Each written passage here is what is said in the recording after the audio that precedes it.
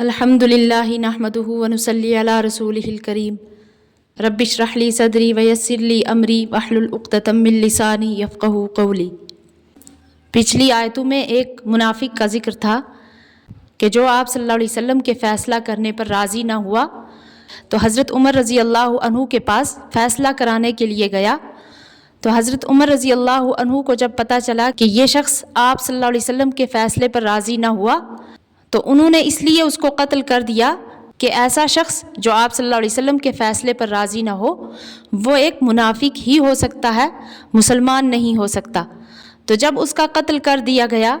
تو اس مقتول کے وارثوں نے رسول اللہ صلی اللہ علیہ وسلم کی عدالت میں حضرت عمر رضی اللہ عنہ پر دعویٰ کر دیا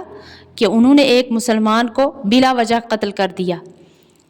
جب یہ استغاثہ آن حضرت صلی اللہ علیہ وسلم کی خدمت میں ہوا تو بے ساختہ حضور صلی اللہ علیہ وسلم کی زبان مبارک سے نکلا کہ مجھے یہ گمان نہ تھا کہ عمر کسی مرد مومن کے قتل کی جرات کریں گے۔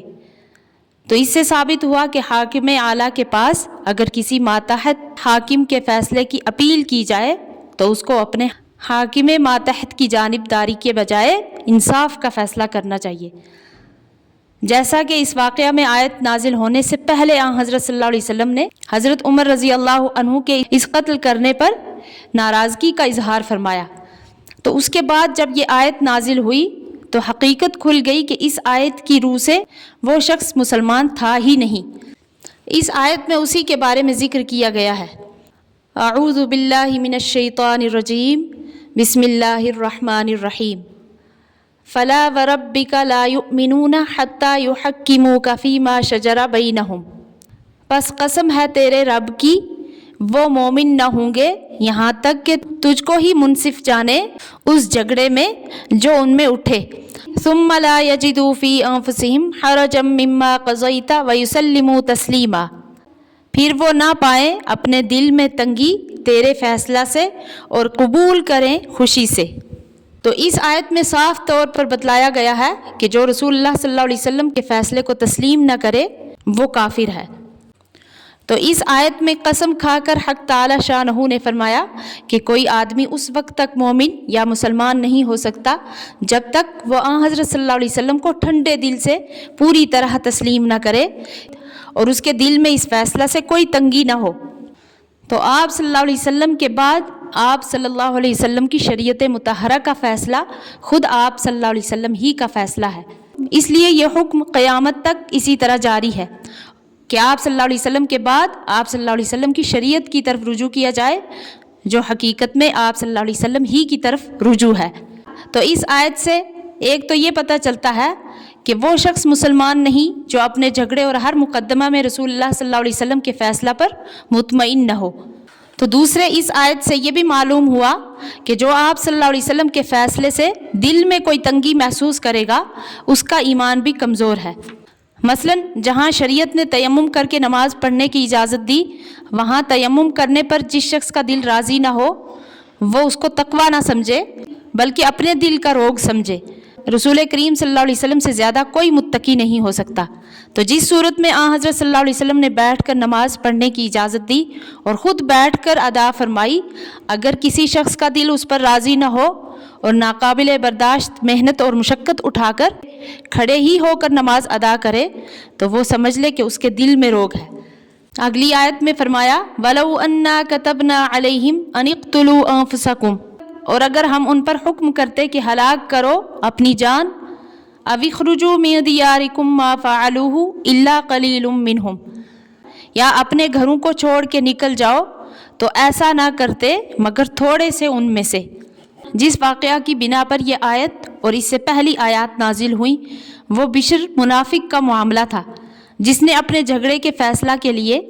پہلے کعب بن اشرف یہودی کو تجویز کیا، پھر مجبور ہو کر آن حضرت صلی اللہ علیہ وسلم کے پاس گیا اور آپ صلی اللہ علیہ وسلم کا فیصلہ چونکہ اس کے خلاف تھا تو اس لیے وہ اس پر راضی نہ ہوا۔ دوبارہ فیصلہ کرانے کے لیے حضرت عمر رضی اللہ عنہ کے پاس پہنچا۔ تو اس واقعہ کی جب مدینہ میں شہرت ہوئی تو یہود نے مسلمانوں کو آر دلائی کہ تم کیسے لوگ ہو کہ جس کو رسول مانتے ہو اور اس کے اتباع کے دعوے دار ہو مگر اس کے فیصلوں کو تسلیم نہیں کرتے۔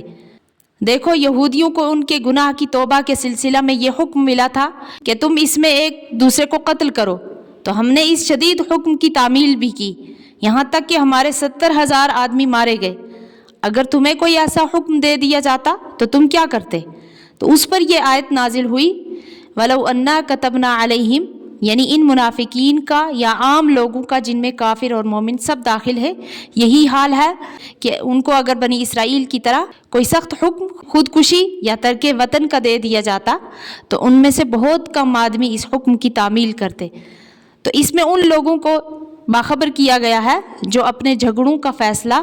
رسول اللہ صلی اللہ علیہ وسلم یا شریعت رسول اللہ صلی اللہ علیہ وسلم کو چھوڑ کر کسی دوسری طرف لے جاتے ہیں۔ اور یہودی کے طعن کا جواب بھی ہے کہ یہ حال منافقین کا ہے، پکے مسلمانوں کا نہیں ہے۔ جیسا کہ ایک روایت میں ہے کہ حضرت صدیق اکبر رضی اللہ عنہ نے یہ آیت سن کر کہا کہ اگر یہ حکم نازل ہوتا تو خدا کی قسم میں سب سے پہلے اپنے آپ اور اپنے اہل بیت کو اس پر قربان کر دیتا۔ تو بعض روایات میں ہے کہ اس آیت کے نازل ہونے پر رسول کریم صلی اللہ علیہ وسلم نے فرمایا کہ اگر یہ حکم خودکشی یا ترک وطن کا اللہ کی طرف سے آ جاتا تو عبد یعنی حضرت عبداللہ بن مسعود رضی اللہ عنہ ضرور اس پر عمل کرتے۔ تو رہا دوسرا معاملہ ترک وطن کا، تو صحابہ کرام رضی اللہ عنہم نے اس پر تو عمل کر کے دکھلا دیا کہ اپنے وطن مکہ اور اپنی تمام جائیدادوں اور تجارتوں کو چھوڑ کر مدینہ طیبہ کی طرف ہجرت اختیار کر لی۔ اور آگے فرمایا وَلَوْ أَنَّهُمْ فَعَلُوا مَا يُوعَظُونَ بِهِ لَكَانَ خَيْرًا لَهُمْ وَأَشَدَّ تَثْبِيتًا،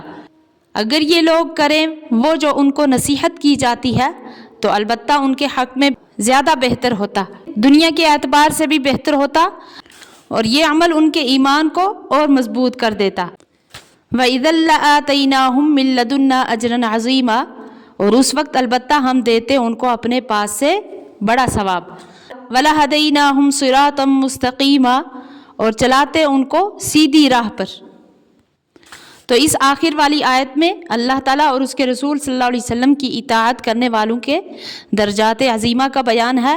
جس میں ان کو یہ خوشخبری دی گئی ہے کہ یہ لوگ جنت میں انبیاء اور صدیقین اور شہداء اور صلحاء کے ساتھ ہوں گے۔ اللہ تعالیٰ صحیح عمل کرنے کی توفیق عطا فرمائے، آمین۔